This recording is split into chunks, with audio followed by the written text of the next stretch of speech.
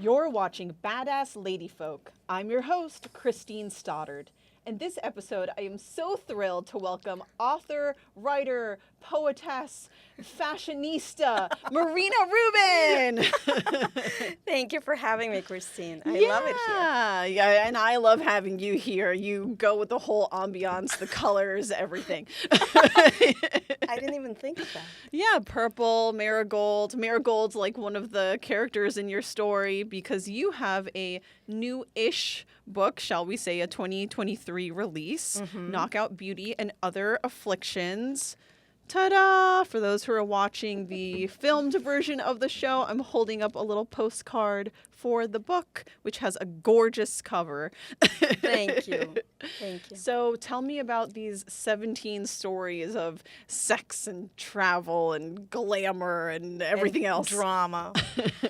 Well, I wanted to do like a modern take on Sex and the City because, Sex and the City finished in 2000, I want to say 4, and nothing has really come through since then.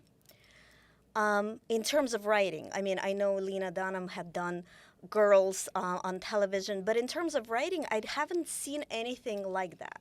So I live in New York. I have a lot of single girlfriends. In fact, most of my friends are single, and we enjoy New York City. And I thought this was a kind of story, the kind of book that's needed, modern, and very relevant. And that's why I wanted to write it. And also, any kind of writing is a form of therapy. So whatever I've collected, whatever negativity or bad stuff or whatever, the best thing to do is just like splash it onto the page. Yeah. And that's what I did. So I cheated and I looked at some other interviews you had done, and I noticed that you resist the term women's fiction a little bit. Could you talk about the reason why? I mean, I've stopped resisting it. Do you find it pejorative? Because some people are like, it's chick lit, nah, nah, nah. Right. So I for many years, I thought, I don't write women's fiction because it had a very negative connotation until I signed up with my latest publisher. And my latest publisher are two very, very heterosexual men who, I remember I got on a Zoom call with them when they were making me an offer. They were like, "We love your book." And I said, "Really?"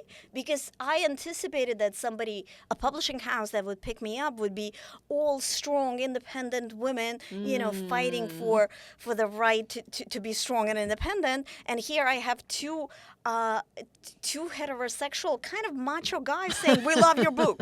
And I was like, wait a second, so maybe my book has appeal to a male audience. And even now that the book has come out and has gotten some great reviews and it has some popularity, I'd say 50% of my readers are men. Yeah, I mean, that doesn't surprise me at all. It's very sensual. It's very funny.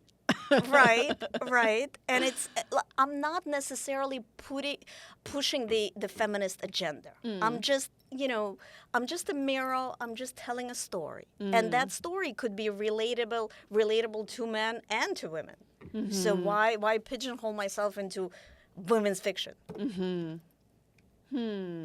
So I think it worked out. But before, I used to kind of say, no, I don't write chick lit. Because it has such a bad reputation. Yeah. It almost downplays the craft of writing. Just because I write about women, it doesn't mean that it's less of fiction than, I don't know, Hemingway. Yeah, not that I'm comparing myself to, not that I'm sitting here just like, I mean, why not? Me and Hemingway.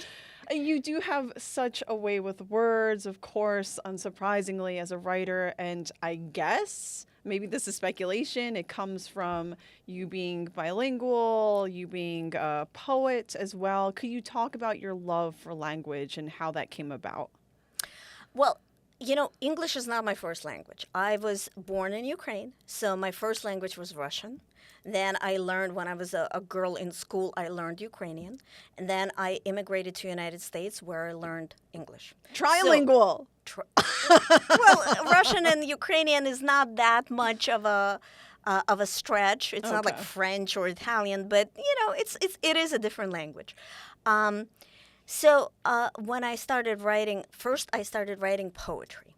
When you're writing poetry, you're very picky in terms of words because you are in that, you know, in first you start with haikus, one-line poems, then you stretch it into a four-line poem, then it's a page, then it's a two-pager. But you're very cognizant of the words you pick. And because I had three languages in my toolbox, I sometimes the right word actually came in a different language, not in English, but in Russian, and then I would work to translate it into English, or my choice of words is very intuitive. So sometimes, the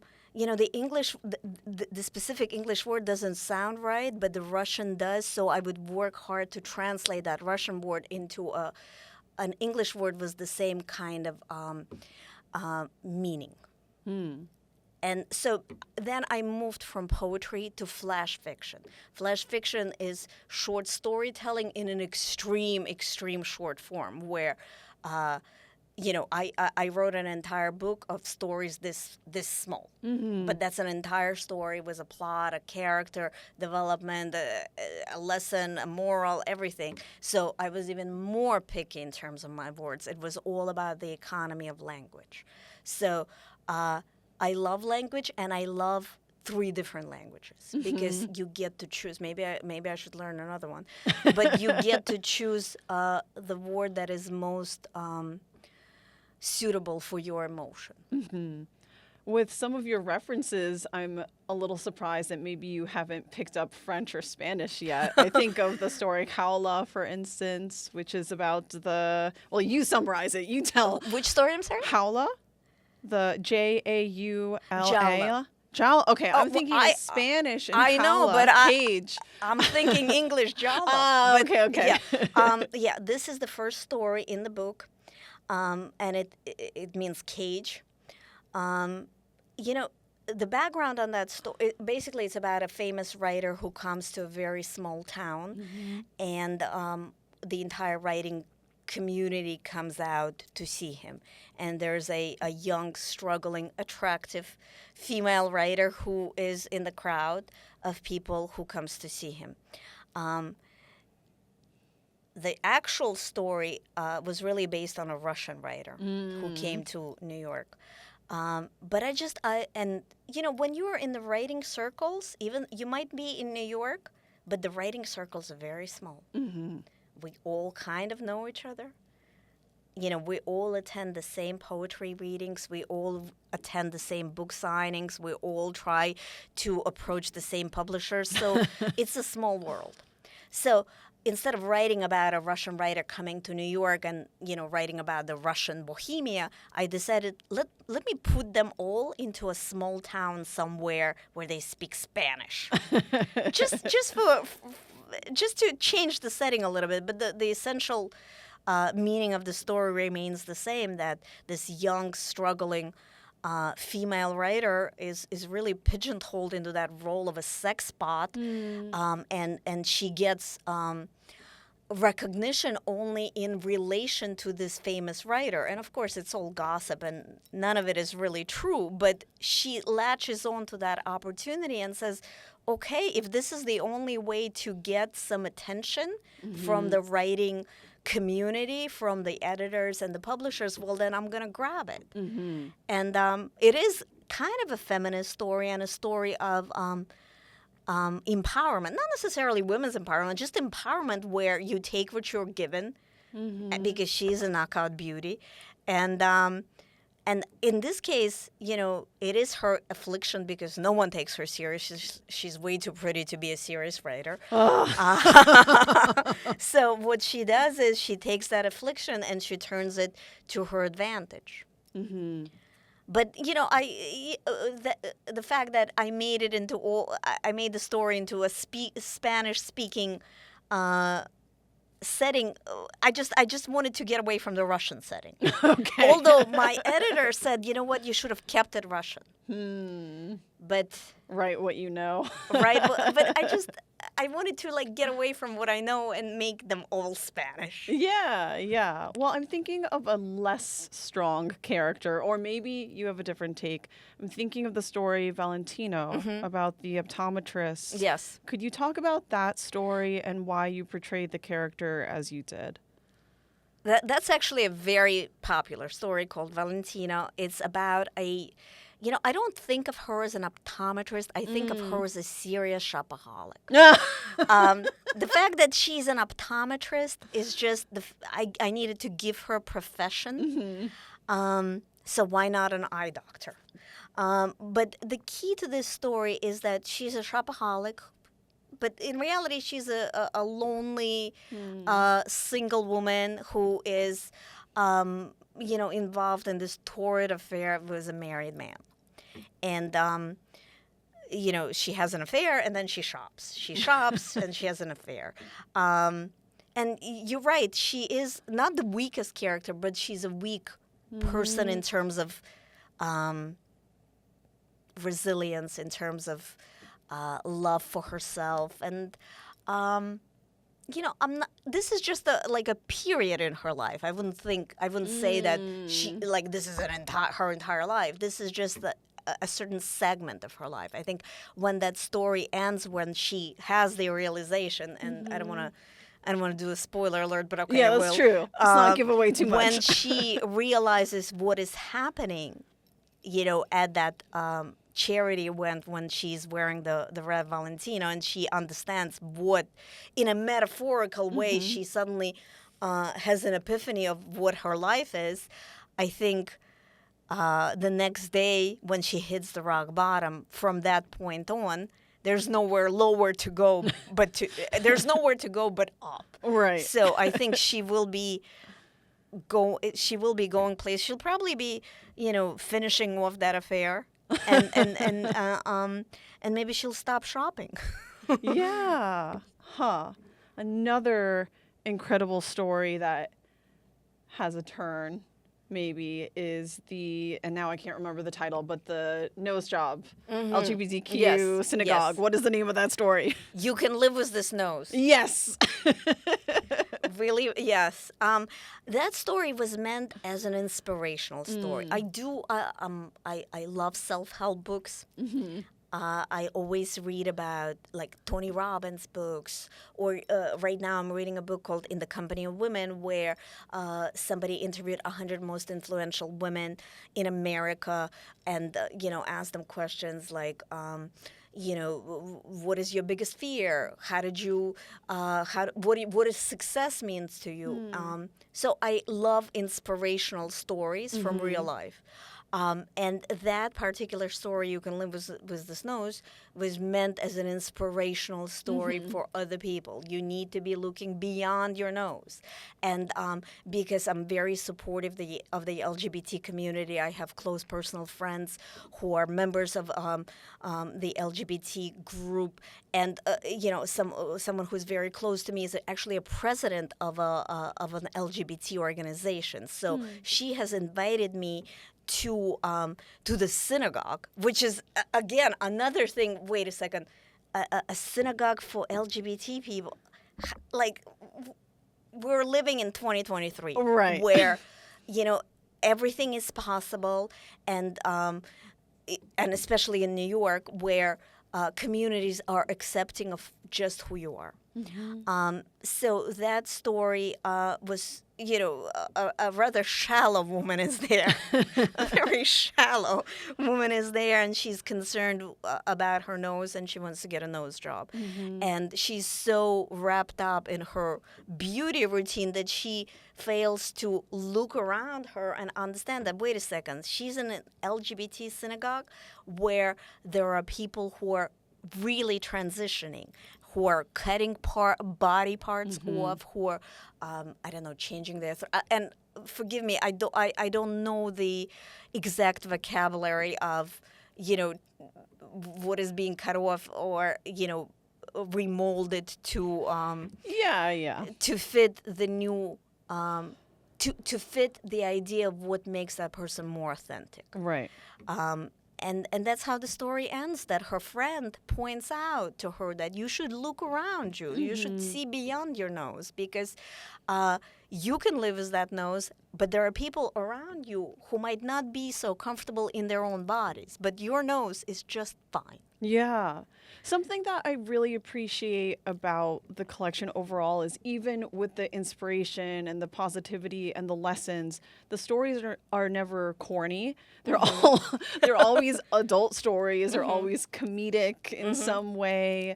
They're not pure tragedies. There's redeeming value, but they're still very snappy. And even Man in Fedora, which was almost 30 pages, I believe. That's the longest story. Yeah, there's still this sort of bite-sized quality to them. And you had talked about poetry and flash fiction before. Could you talk about, in terms of craft, how you came to this collection and how you worked on each of these stories and kept them condensed, but still brought so much vibrancy to them, and they're not one note, is really what I'm trying to say.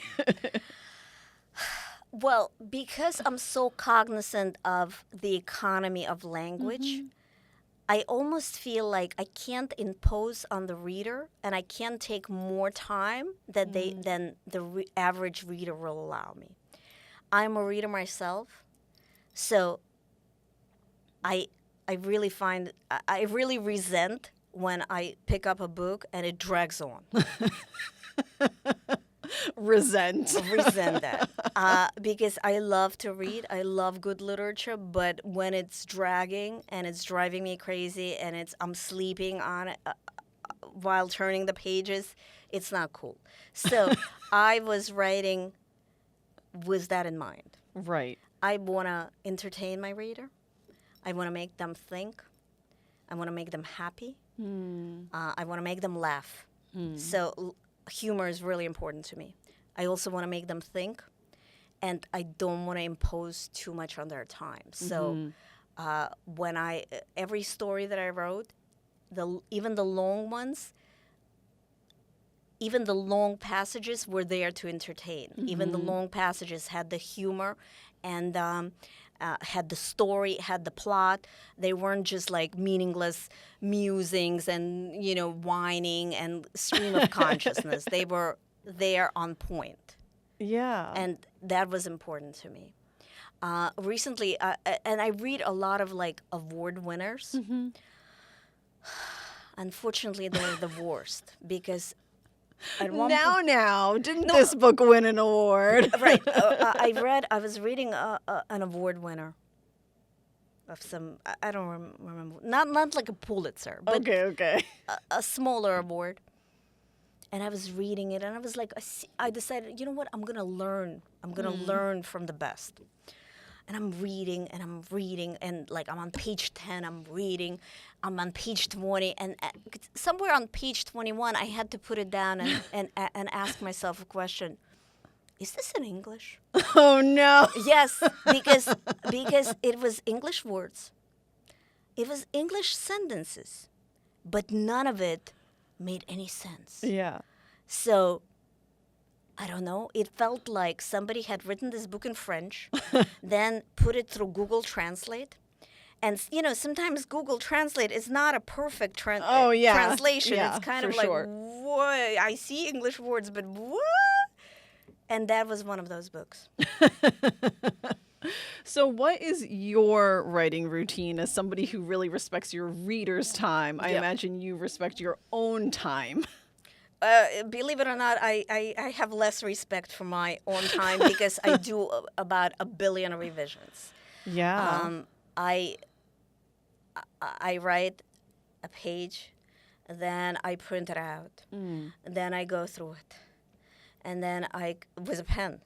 So I waste a lot of trees. I'm sorry.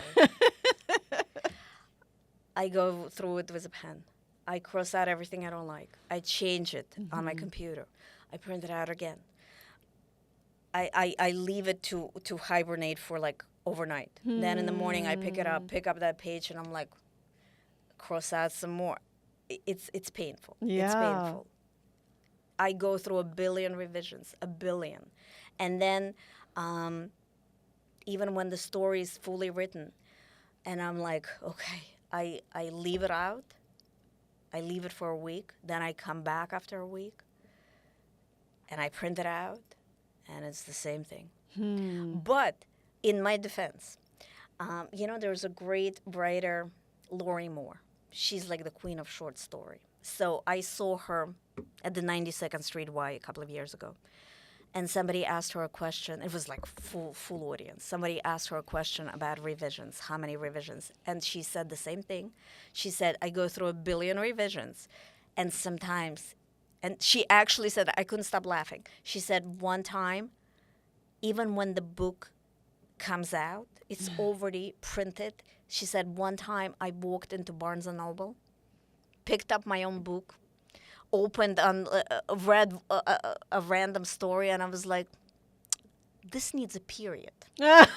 And she took a pen.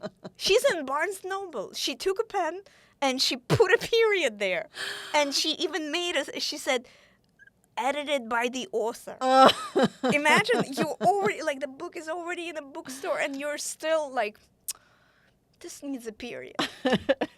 So are you doing these revisions at your desk, somewhere else, out in the world? Because you travel, you go all over the place. Well, actually, the way it works is usually a story starts in my diary. I keep a diary. I've kept a diary since I was 12 years old. Talk about examined life. You know how there's a saying, an unexamined life is not worth living? This is a very examined life. So I keep everything, I keep a diary, okay? Then that story, I could come back to a diary from 2010 and find this segment and be like, this makes a good story because it stood the test of time. We're already in 2023. If it looks good, what I wrote in 2008, I'm gonna type it on a laptop, on my laptop. Then I'm gonna put it into like a skeleton form for a story, and then I'm kind of like a sculptor. I take a tree and I start cutting, carving, and so I take that skeleton and I start carving until it becomes a story. And then once it becomes a story with a plot and everything, that's when I start working on the actual language, and I actually go through every word. Every word. I know. Every word, and then I think to myself, is this the right word to express what I'm trying to say? And then I hone down on the dialogue, and then I revise the ending, and then but I do less revision on the ending because when I start writing a story, I already see it from the beginning to the end, so there is usually no surprises. There is no surprise at the end, but there could be some kind of a level of self-discovery somewhere in the middle of the story, because as I'm writing, my characters are growing. There's a character arc, but also I'm growing and developing and exploring as a writer. So there is, I leave that room for possibility within the story that something could change, but it's not a huge change, because the beginning and the ending, I mean, the story plot remains, but there could be some kind of a revelation in the middle towards the end or whatever, but it doesn't change the trajectory of the story. Yeah, overall, the stories seem to have almost a joke-like structure, like a punchline. So it doesn't surprise me that you already have that in mind from the beginning. Yes. My editor, Jill Hoffman, had always said, oh, Marina, no, you need to write an ambiguity. And I was like, no, I cannot write an ambiguity because, sometimes you're reading a book and you know that writer is writing an ambiguity because it goes nowhere. No one knows where it's going, including the writer. And the reader can feel that. Yeah. And so I cannot write like that. I know where I'm going. I know where it's going, and that way, I can plant clues in the beginning, in the middle, everywhere. That way, I'm taking my reader along for the ride, and I deliver him to the ending where there is some kind of a level of catharsis. Yeah. So, evolving from poetry to flash fiction to a short story collection in your book life, are you headed for longer form, or what's the deal? What's next? Am I heading for like a novel? Yeah. Well, the N word. The N word. That's funny. Hypothetically, I should be, but I don't think I am ready. Or I'm not emotionally there. I don't have a story to tell that needs that kind of form. I did write a novella that came out to about 50 pages. 50 pages typewritten. Right. So that usually comes out to about 100, right? In a book style. Yes. So that's a novella. I could probably go back and revise it to make it better and better and better. This is only if you want to, right? I'm just curious because you were talking. I am at that point of my life where I have 5 books behind me. Yeah. And, I'm toying with the idea that creativity does not have to stay in one theme. I know for a fact that you do a lot of stuff. Yes. I don't know if we can talk about you, but you're a writer. We don't have a lot of time left, so let's keep it on you.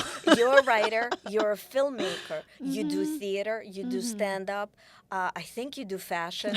I think you also do journalism, and back to you also do political activism. But the bottom line is where I'm going with this is that why should I pigeonhole myself into I'm a writer and that's where my creativity is and that's my medium. Right. I am playing with the idea that creativity could come out in different forms.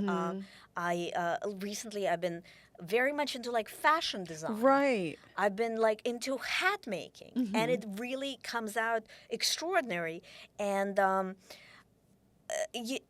also paint. So like why? And I also make reels, and some of them like get 15,000 hits, 10,000 hits, and making reels is not like a dumb teenage pastime. This is like film editing. Yeah, it's another form of filmmaking. It's another form of expression, and I love it, and I'm actually very good at it.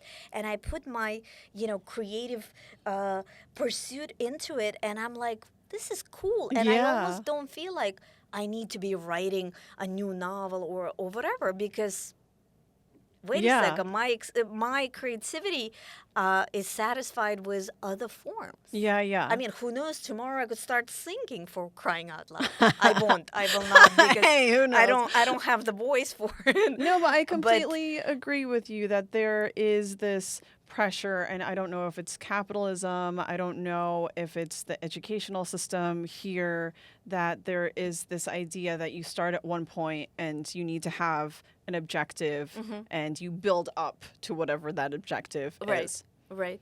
I mean, there was a great thinker and writer and philosopher, Malcolm Gladwell, who said, you need 10,000 hours to learn any skill. So, I used to laugh at people in Hollywood who were like a singer, songwriter, actress, director, model, and fashion designer. I was like, pick one and stick there.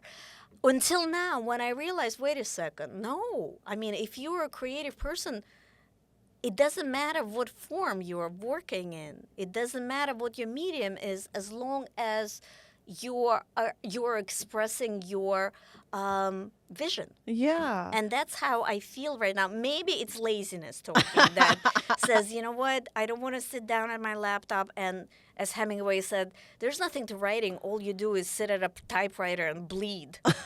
So maybe I'm kind of like, I don't want to sit at a laptop and bleed. Let me do something more fun, like design a dress or design a hat, or do something a little bit more interesting to me. So we do have to wrap up, but for those who do want to follow your adventures and wherever your creativity goes next, Right. where should they find you? They can find me on Facebook, Marina Rubin. They can find me on Instagram. Lots of reels there. Of course, they can Google me, and my book is on Amazon, Barnes and Noble. Of course, they can always purchase it from my publisher, Crow's Nest Books, because it's always good to support an independent publisher. Yes. Buy directly from them. Buy directly from them. That's very because that puts someone's kids through college. Yeah. I know. Yeah. Buy local. Yes. Buy local. Whatever you can. Absolutely. Well, thank you so much, Thank you. Marina. I had a great time. Yeah, I always do. Thank you so much for watching or listening to Badass Lady Folk. I'm your host, Christine Stoddard. Until next time.